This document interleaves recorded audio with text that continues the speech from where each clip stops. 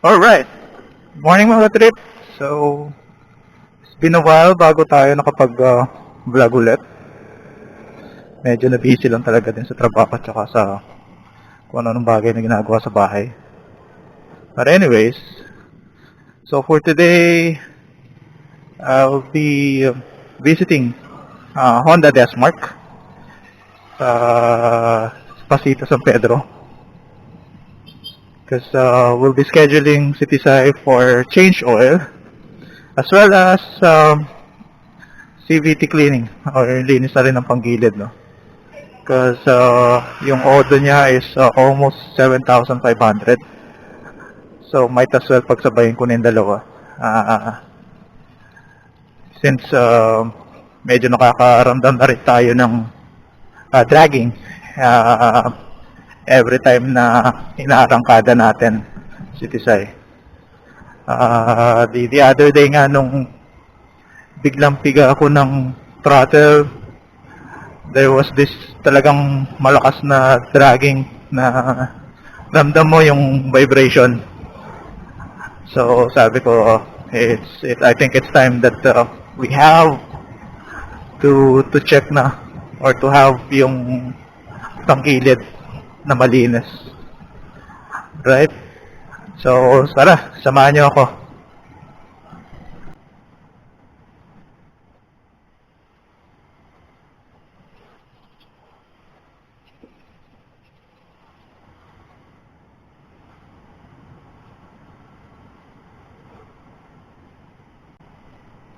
And before nga pala tayo dumiretso talaga sa Honda Desmark, we'll just drop by na rin sa Motor Wash.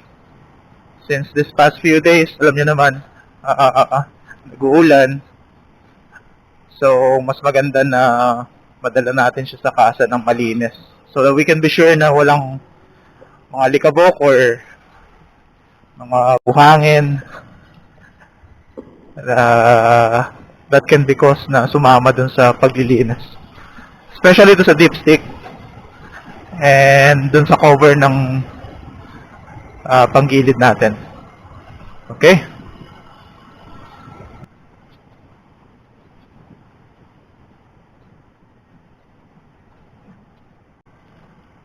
I actually planned na i-DIY ko na lang yung change oil as well as the CVT cleaning. Kaya lang we would have ride this weekend, or actually it will be tonight. So I won't have time to do it over the weekend. And medyo kulang pa yung gamit ko pag dating sa paglilinis ng CVT.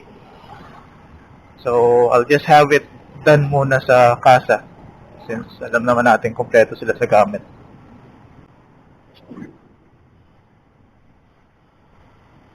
So abangan nyo na lang din sa mga DIY weekend episodes natin. So I'll be highlighting yung pag-change oil as well as pag-DIY. So I'll start creating some short clips. Siguro starting off with some of the equipments that I slowly bought online. Kasi as mentioned before, I would really prefer na ako na lang din yung mag-DIY lalo na kung kaya naman natin. Like change oil, CVT cleaning. So, nagunti-unti tayong bumili ng mga gamit. Siyempre, in the long run, magiging useful din naman siya sa atin. That anytime, pwedeng tayo na lang yung gumawa ng mga maintenance na yan sa mga motor natin. So, hindi na tayo mag-aalala na maraming tao sa kasa or bukas ba yung shop. So, at least, anytime na libre tayo sa bahay, we could actually do these things on our own. And it actually helps. Dahil we're gaining knowledge on how to do things. on our own.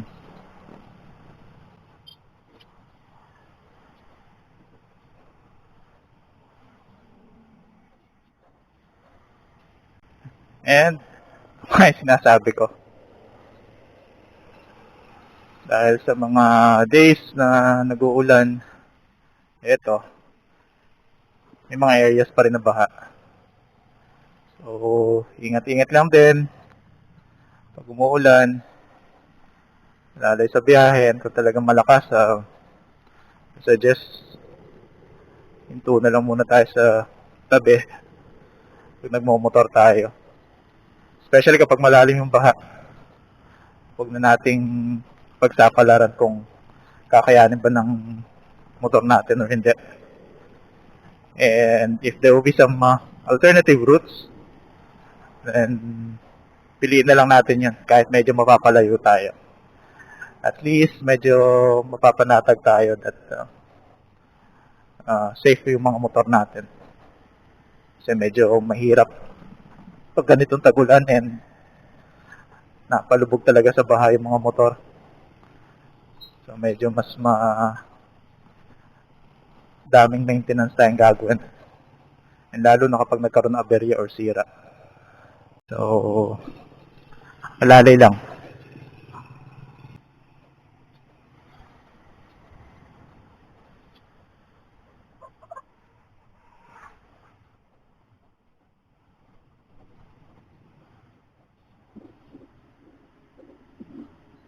So, lapit na tayo. So, dito tayo kay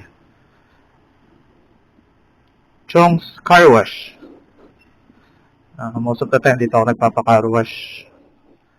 Actually, this will be my first time na ipapa-car wash ko yung motor. Kasi it's always na ako yung nagka-car wash sa kanya. Uy! Good timing. Walang customer. Okay lang dito? Okay lang dito?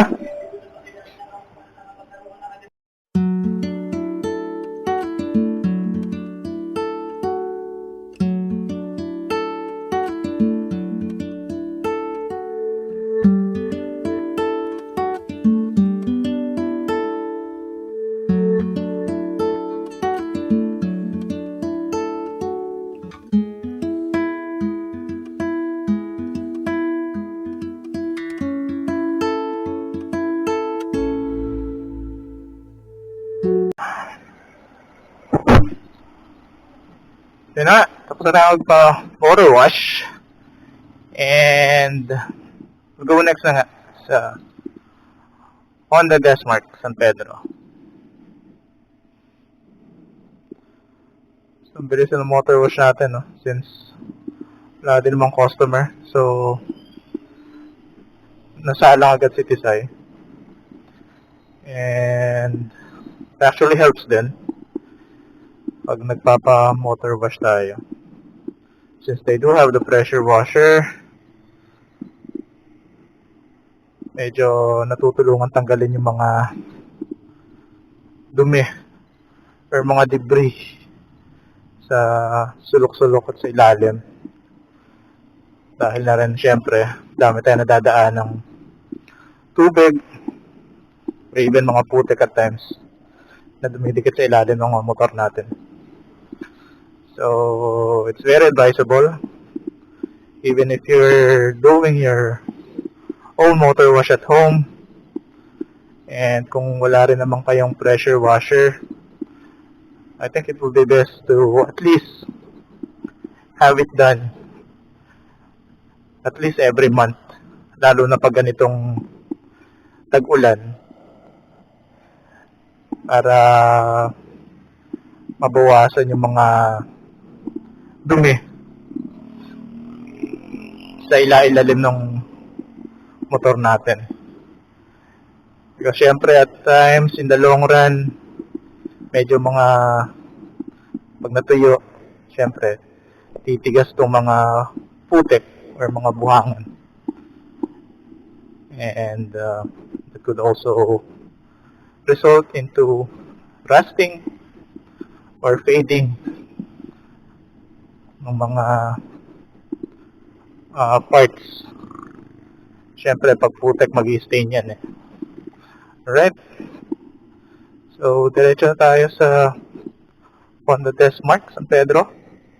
And again, we'll have our change oil and CVT cleaning. Let's go!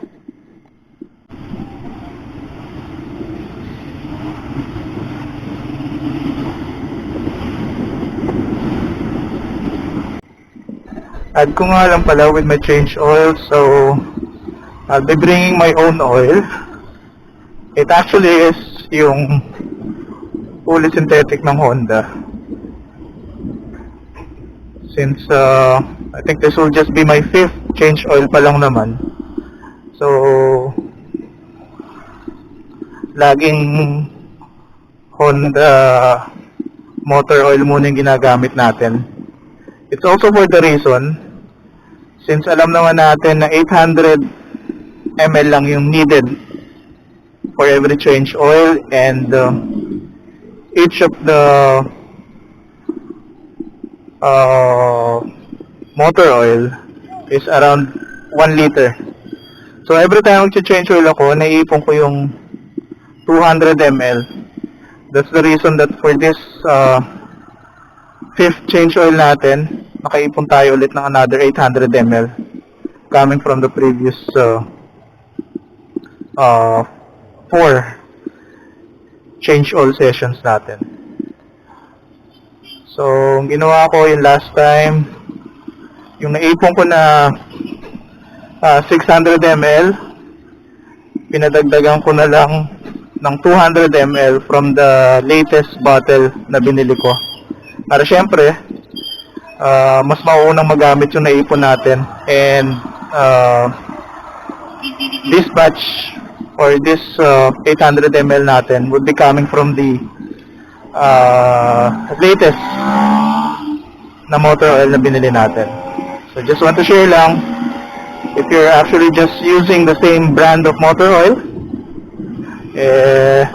pwede nyo ipunin yung 200 ml for every change oil. And sayang din, makakatipid din tayo. Alright?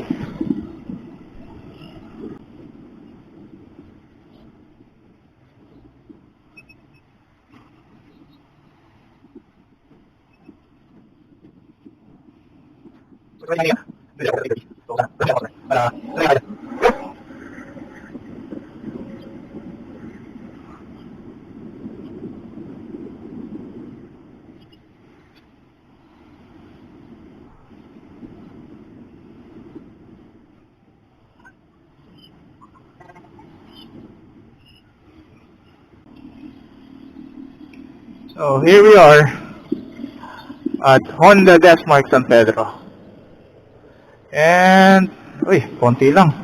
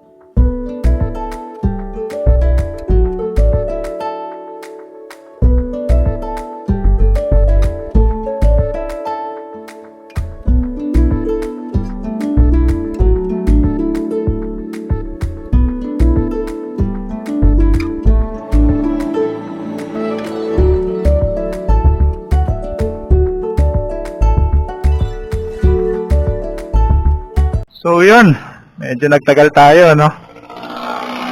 We're expecting sandali lang, but kailangan natin magpalit ng bola tsaka slider piece.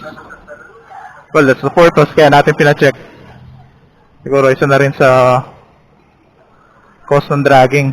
Nakita naman natin kanina, sobrang dumi na nung panggilid natin.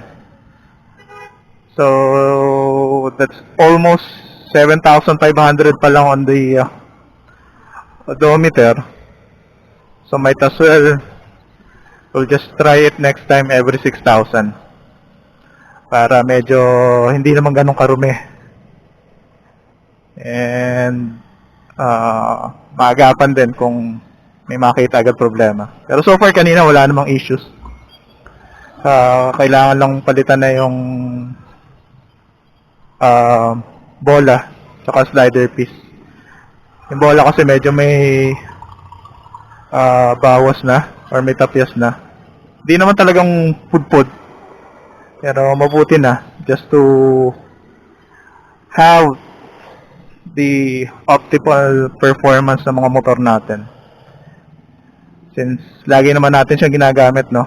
Hindi naman natin kailangan tipirin. It goes out sa mapamotor man yan o sasakyan. Kung may mga issues na and lagi naman natin siyang ginagamit, huwag tayong manghihinayang kung may mga kailangan ipaayos. Since ginagamit naman natin lagi sa pang-araw-araw kasama yung family, para panatag din lagi yung loob natin. Kasi minsan kapag napabayaan natin yung isang problema, mas malaki pa yung tira. So automatic, mas malaking gastos natin. So mas maganda rin talaga na lagi natin sinecheck yung mga sasakyan natin. May makita tayong issue, pa-check agad natin. And may paayos na rin kagad. So si Tisay would be going its second year by November. So siguro after that pwede na tayong gumamit ng ibang pyesa. As mentioned on my previous vlog, I'm planning or wanting to try na magpalit naman ng CVT set. So pa-comment down na lang if what do you think would be the best option that I would go for. We have RS8, we have JVT. So gusto ko lang naman i-try if there will be really a performance gain pag nagpalit ako. Not really to the extent naman na gusto nating sobrang bilis, no? Pero gusto ko lang matry kung malaki magiging difference. So let me know kung ano sa tingin niyo yung mas recommendable na CVT set. Alright? So I think hanggang dito na lang muna, no? I just wanna share yung ginawa natin, change oil and CVT cleaning. So for me, I suggest that we go around 6,000 to 7,000 before we have our CVT cleaned. And syempre for the change oil naman, I'm always setting it from 1,500 to 2K lang. I'm not exceeding the 2K mark. As mentioned, lagi naman natin ginagamit yung motor, so mas maganda maintain properly and hindi naman ganun kalaki yung gastos in maintaining a small displacement motorcycle. Okay? So I hope kahit pa paano I have shared something on this vlog. And if you like this video, please click the like button. And for those who are new, pa-subscribe na rin to ensure that you'll be updated to all new videos that we'll be uploading. Yun na lang. Keep safe everyone. Bye!